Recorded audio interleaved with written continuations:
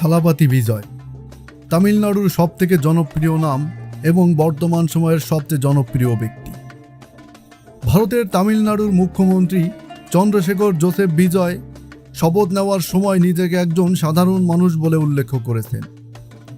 নিজের বংশ পরিচয়ের প্রতি সবার দৃষ্টি আকর্ষণ করে থালাপাতি বিজয় বলেন, তিনি রাজপরিবার থেকে আসেননি, এ কারণেই জনগণ তাকে গ্রহণ করেছেন।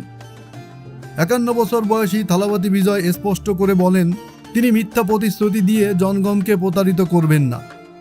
সেই সঙ্গে তিনি প্রকৃত ধর্মনিরপেক্ষ ও সামাজিক ন্যায় বিচারের নতুন যুগ গড়তে কাজ করার অঙ্গীকার করেছেন।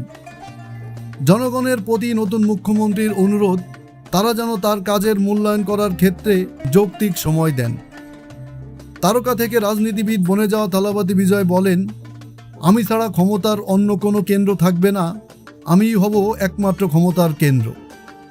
এই শপথের মধ্য দিয়ে তামিলনাড়ুর নতুন মুখ্যমন্ত্রী এটাই স্পষ্ট করেছেন যে তিনি জোট সরকার গঠন করলেও তার সরকার জোট সঙ্গীর চাপের মুখে তাদের ইচ্ছা অনুযায়ী কোনো কাজ করবেন না।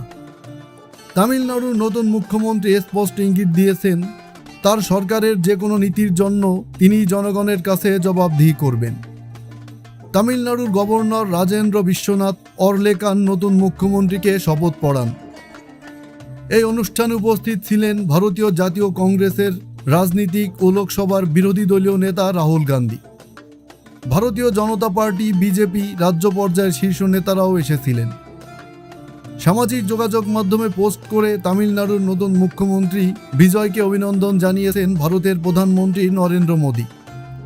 নরেন্দ্র মোদী আশ্বাস দিয়েছেন, কেন্দ্রীয় সরকার তামিলনাড়ুর মানুষের জীবনমান উন্নয়নের রাজ্য সরকারের সঙ্গে কাজ করবে।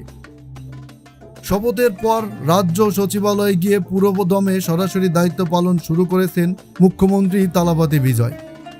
সরকারি আদেশে সই করে জনগণের কল্যাণে আবাসিক গ্রাহকদের 200 ইউনিট করে বিদ্যুৎ বিনামূল্যে দেওয়ারও নির্দেশ দিয়েছেন।